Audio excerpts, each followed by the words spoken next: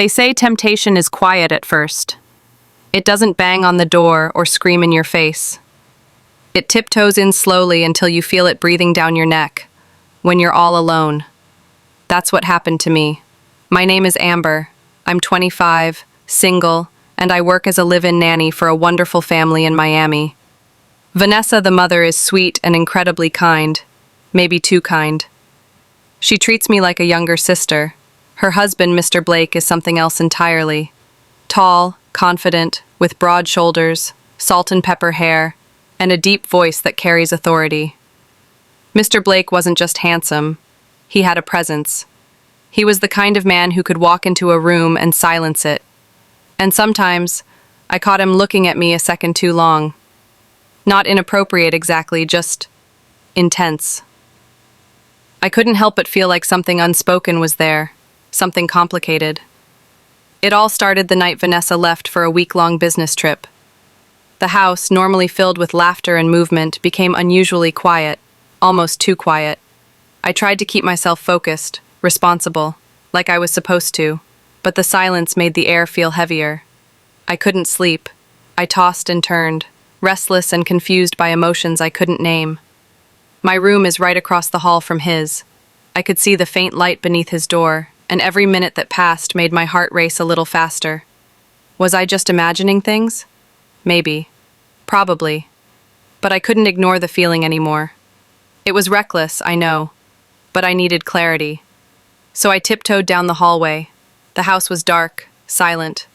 Only the hum of the refrigerator downstairs kept me company. I stood in front of his door, hesitant.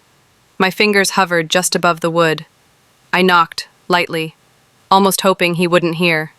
But he did. The door creaked open. He stood there, tired and confused, blinking the sleep from his eyes. "Amber?" he asked, his voice low and rough. "Is everything okay?" I swallowed hard. My heart was pounding. "I can't sleep," I admitted, my voice barely a whisper. "Can I come in?" He hesitated. His eyes searched mine for a long moment. Then, silently, he stepped aside. The room smelled like him, clean and warm, like wood and spice. He closed the door behind me. "What's wrong?" he asked gently. I turned to face him. I didn't know how to say what I felt. I'd been carrying it for weeks. "I've just been thinking a lot," I said softly. He looked at me with concern. "Amber, you know this is complicated." "I know," I whispered. "But I just needed to talk, to understand what's going on." He sat down and motioned for me to do the same. There, in the quiet, we had a long and honest conversation about boundaries, responsibility, and the importance of respect. "I know," I whispered, "but I don't care." He stood just inches away. I could feel the warmth radiating from his body. His chest rose and fell slowly, his eyes studying me, first my face, then my lips. "Do you really want this?" he asked, his voice barely audible. I didn't answer right away. I just looked at him, unsure of what to say, my emotions clouded by confusion, attraction, and fear. My silence must have said enough. Then he took a step back. "Amber," he said quietly but firmly, "we need to think this through." There was a long pause. The air between us was heavy, thick with things neither of us were saying. I could tell he was battling himself, and so was I. We sat down. What followed wasn't what I'd expected. No drama, no rash decisions. Instead, we talked, honestly, carefully. He told me he'd noticed something changing between us too, but he had tried to ignore it, for his wife, for his family, for what was right. I admitted I had been struggling with boundaries too, and that coming to his door that night wasn't a well-thought-out decision. It was a cry for clarity, not chaos. He nodded slowly, rubbing the back of his neck. "I care about you, Amber," he said, "but I also care about doing the right thing." "I understand," I replied quietly. That night we didn't cross any lines. Instead, we set them. He walked me back to my room, paused at the doorway, and said, "Let's not make a mistake we'll regret." And just like that, he turned and walked away. I woke up the next morning feeling strange, not ashamed or embarrassed, but reflective. Things hadn't gone where they almost had, but the fact that they almost did was enough to change everything.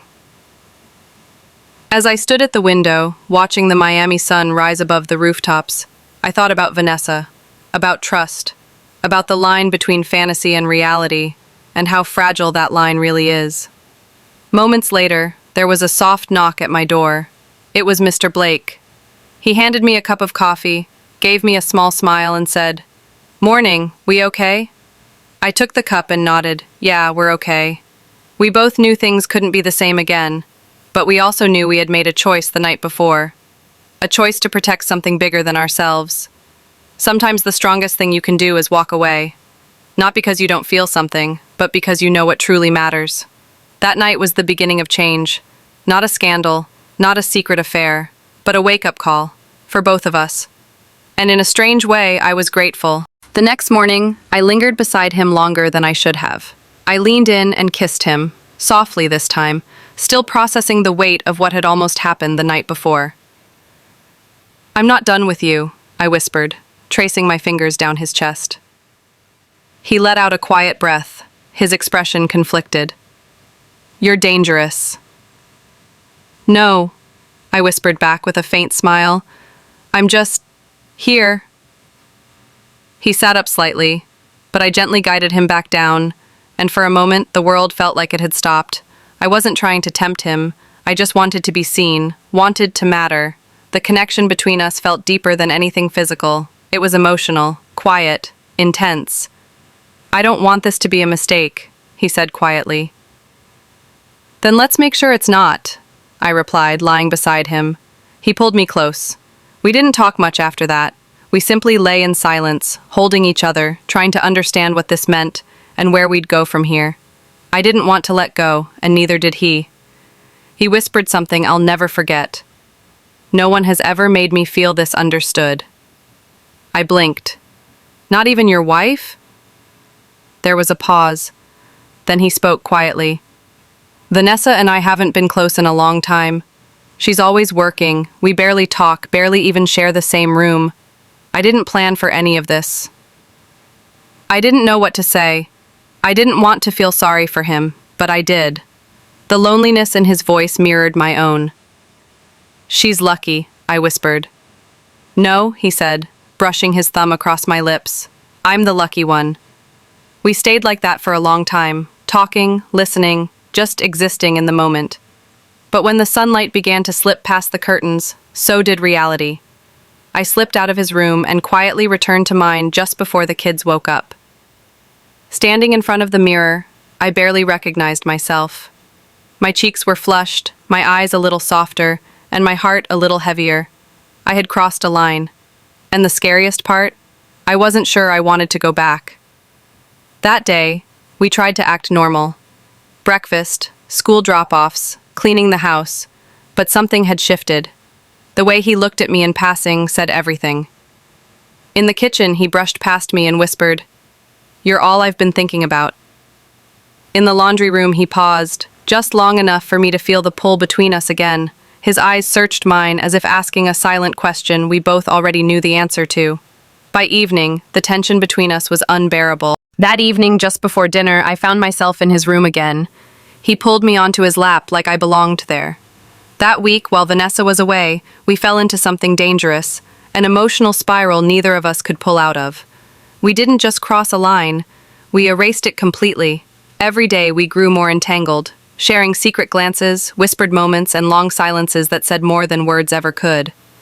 What started as stolen time quickly became a rhythm. Morning routines blurred into afternoon temptations. Every moment alone became an opportunity to feel closer. But underneath all the passion and connection was a growing sense of dread. We were playing with fire, and we both knew it. Still, we didn't stop. Each night I'd find myself in his arms again. Every look lingered too long. Every touch felt like an unspoken promise we weren't supposed to make. What we shared wasn't just about desire. It felt like comfort, like an escape from everything we were both missing in our lives. And that made it even more dangerous. "Amber," he whispered one night, his voice thick with emotion, "you're driving me insane." I smiled faintly in the dark, overwhelmed by the intensity between us. "Good," I whispered back, "because you've ruined me." But I knew the truth. We were ruining each other. The fire finally caught up with us on a Thursday morning. I was in the kitchen, humming softly as I packed the kids' lunches, wearing a loose tank top and feeling light from the morning's brief but intimate moment.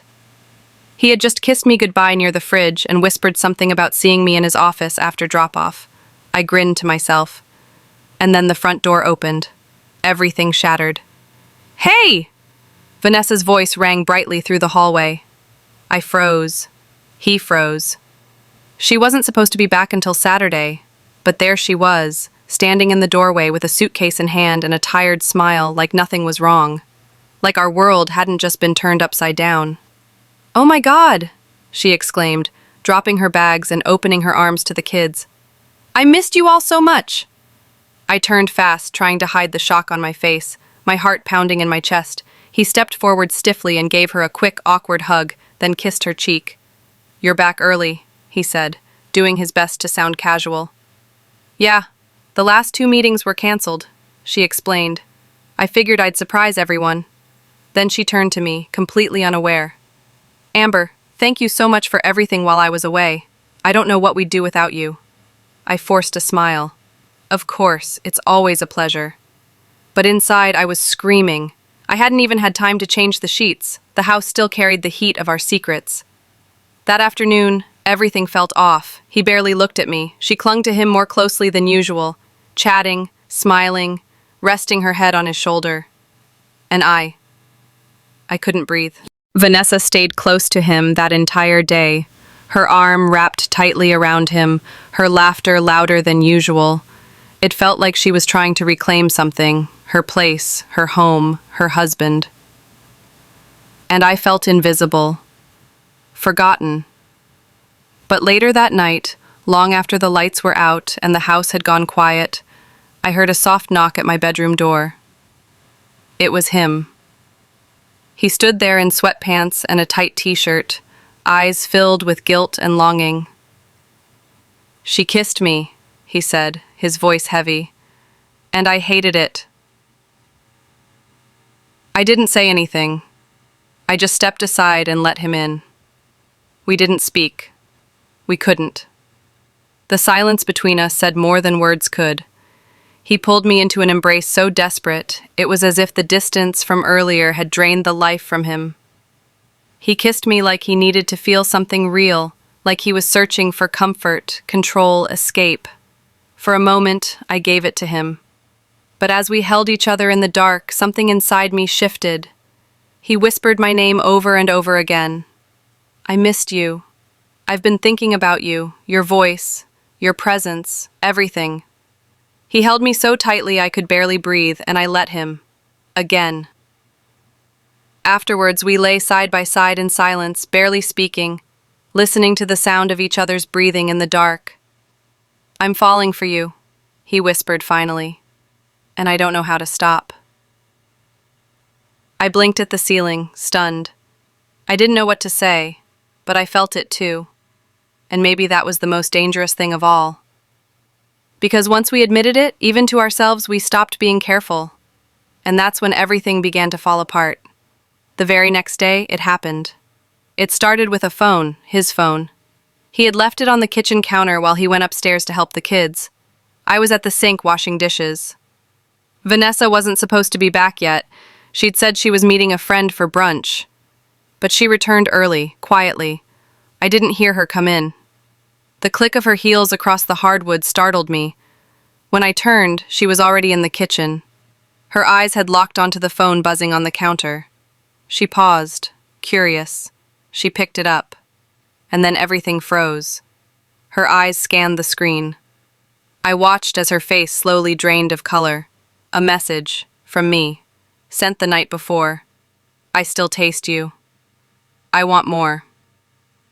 Silence. Then her fingers tightened around the phone. She turned to me, the disbelief on her face giving way to something darker. Her voice, low but shaking, broke the stillness. "What the hell is this?" Silence filled the room. Then Vanessa's voice cracked through it like lightning. "What the hell is this?" I froze. The plate I was holding slipped from my hands and shattered in the sink. "Vanessa!" I started, but she was already storming up the stairs, phone in hand, fury radiating from every step. Panic surged through me. I followed her, heart pounding, breath caught in my throat. She burst into the bedroom where he was helping the kids get dressed. "You've been lying to me. You've been with the nanny." He turned, stunned. "Vanessa, wait." She threw the phone at him. "Don't you dare lie to me." The kids stood there, confused, silent, afraid. Then she turned to me, her voice cold and sharp. "Get out." He stepped forward. "Vanessa, get out of my house." I didn't fight it. I backed away, trembling, humiliated, shattered. In 10 minutes, I had packed a bag. No tears, no words, just silence and the pounding of my own guilt. He tried to stop me, tried to speak, but Vanessa stood between us like a wall of fire, protecting what remained of her pride, her marriage, her home, and I walked out. Just like that, it was over. Weeks passed. I found a small apartment and picked up part-time work. I kept my head down. I stayed quiet. I tried to forget. But forgetting was impossible. Not because I missed the passion, but because I missed him. The way he looked at me like I was more than just someone who worked for them. The way he made me feel like I mattered. One night, my phone buzzed. It was him. "She's gone, took the kids, filed for divorce." I lost everything, except the memory of you. I stared at the screen, motionless. Tears welled up in my eyes. Part of me wanted to reply, to tell him I missed him too, that I still dreamed about him, that I still felt the ache of what we'd lost. But I didn't. I turned off my phone, curled up in bed, because some love stories aren't meant to last. They're meant to burn hot, leave scars, and live forever in the spaces we don't speak about. Short, sinful, unforgettable, like ours. I just want to take a moment to say thank you from the bottom of my heart. Sometimes life moves so quickly that we forget to pause and truly acknowledge the people and moments that carry us forward. But not today. Today, I want to slow down and appreciate each and every one of you, for your time, your presence, and the part you've played in my journey. To those who have supported me, encouraged me, and believed in me even when I didn't believe in myself, thank you. Your kindness has left an imprint that words can't fully express. To the ones who shared their wisdom, their patience, and their energy, you've been a light in times I didn't even realize I was walking in the dark. I see you, I feel that, and I'll never forget it. And to those who stood quietly beside me, never asking for recognition, know that your quiet strength has been one of the loudest blessings in my life. Gratitude isn't just a word, it's a feeling that runs deep, and today, I feel it fully. Thank you for being here. Thank you for being you. I'll carry this moment and the love behind it with me always. Thank you.